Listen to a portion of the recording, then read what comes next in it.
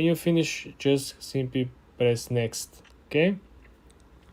Now with this particular feature over here, you will be able to use your camera, right, and to recreate this video by replying to it. And Instagram will also allow you to edit. So for example, you want to use this small piece of it, you can make a commentary, you can reuse it by simply putting your input, tagging the original content, right, and simply recreating the piece of work. This is the new feature because it's very good. An example of which, if you have a longer reel, right, but the part in which you want to make a comment or you want to make a remix, right, it's right in the middle.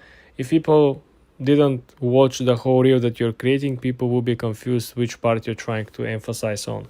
But now with this feature, you will be able to cut out or cut off the exact piece that you want to act upon. So this will make so much sense and make much more easier for you to create your own content and at least keep a larger audience engaged through the video.